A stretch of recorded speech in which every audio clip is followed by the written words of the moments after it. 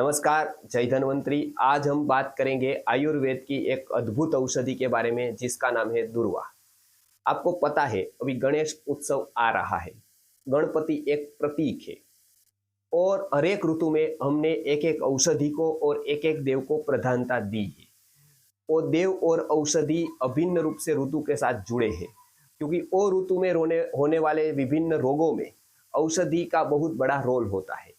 अभी की शरद ऋतु है, पित्त का प्रकोप है, एसिडिटी, आंखें आना, अलग अलग प्रकार के वायरल इन्फेक्शन होना या ब्लीडिंग होना, नाक में से या और कहीं किसी भी जगह से ब्लीडिंग होना, पित्त का बढ़ जाना, सुस्ती महसूस होना, अनिद्रा, निद्रा नहीं आना।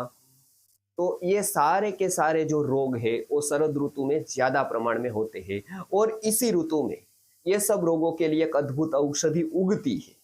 बाकी की औषधियां उगाई जाती है, इसका एक विशेष कारण है, एक विशिष्ट रूप है जो औषधि उगती है, उसका नाम है दूर्वा। एक घास है, एक ग्रास है, एक प्रकार का तृणादि वर्ग में वो आता है, तो उसका नाम है दूर्वा।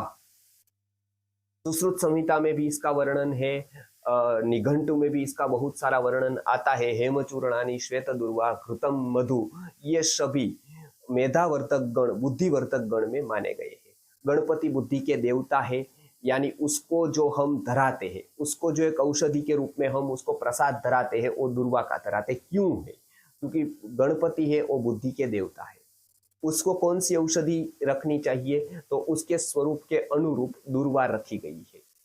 दूसरे, गणपति शांत है, तो शांति प्रदान करने वाली औषधि है वो है दूर्वा। तीसरा है वो विघ्न के हरता है, अनेक प्रकार के रोग है वो विघ्न है और उसको हरण करती है। दूर्वा भी क्या है? गणपति को प्रिय है, यानी कि गणपति जैसे गुण है वो भी विघ्न यानी कि रोगों को दूर करती है। कौन से रोगों को दूर करती है? दूर्वा के बारे में बताया है आयुर्वेद के ग्रंथों में कि अभी भाद्रपद का महीना है, शरद की ऋतु है, उसमें जो दूर्वा आए वो बहुत अच्छी औषधि है। उसमें वो दूर्वा पानी में डालकर आप पी सकते हैं। वो दूर्वा का अलग अलग रूप से सेवन कर सकते हैं। उसे क्या लाभ होता है, कौन से रोग में विशेष उपयोगी है, तो उसकी मैं बात बताता हूँ। शरीर में से कहीं भी ब्लीडिंग हो रहा हो किसी भी जगह से, तो ये दूर्वा का रस या तो फिर दूर्वा को सुखाकर बनाया हुआ पाउडर या तो फिर दूर्वा का चूर्ण, कोई भी प्रकार से उसको सेवन कर सकते हैं। हरी दूर्वा सीधी भी आप स्वरस करके ले सकते हैं, उसका काढ़ा बनाकर भी पी सकते हैं। दूर्वा थोड़ी लेकर उसका स्वरस पिया जाए यदि 7-8 दिन तक, तो कहीं पर भी शरीर में ब्लीडिंग हो रहा हो तो बंद हो जाता है। ये प्रयोग हमने कितनी बार किया है। खास करके गर्भवती महिलाओं को कोई भी स्पॉट आता हो या ब्लीडिंग हो रहा हो या थोड़ा थोड़ा ऐसा ब्लड आ रहा हो, तो उसके लिए अद्भुत औषधि है दूर्वा और उसका एक घृत बनता है, उसका नाम है दूर्वादि घृत। ये बहुत उत्तम औषधि है ब्लीडिंग के लिए। आयुर्वेद में यदि ब्लीडिंग के लिए कोई 2-3 औषधि प्रमुख है तो उसमें दूर्वा का बहुत बड़ा स्थान है। तो कहीं पर भी ब्लीडिंग हो रहा हो तो ये दूर्वा का प्रयोग अवश्य करना है। दूसरा, प्रजा स्थापन गण में चरक ने बताया है कि प्रजा का स्थापन करना और गर्भाशय के सारे विकारों का नाश करना, ये भी दूर्वा का एक बहुत बड़ा गुण है। कोई भी प्रकार का, किसी भी प्रकार का गर्भाशय का रोग हो, गर्भाशय सक्रिय न हो, गर्भाशय में सीस्ट हो, फाइब्रोइड्स हो या कोई भी प्रकार, तो दूर्वा का स्वरस, दूर्वा से बना पाउडर, दूर्वा से बनी घनवटी या फिर दूर्वादि घृत का प्रयोग आप अवश्य कर सकते हैं। तो दूर्वा इतनी अच्छी औषधि है कि वो गर्भाशय के सारे विकारों को दूर करती है, गर्भाशय की गर्मी को दूर करके संतति में लाने में सहायता देती है। तो ये दूर्वा का प्रयोग अद्भुत है।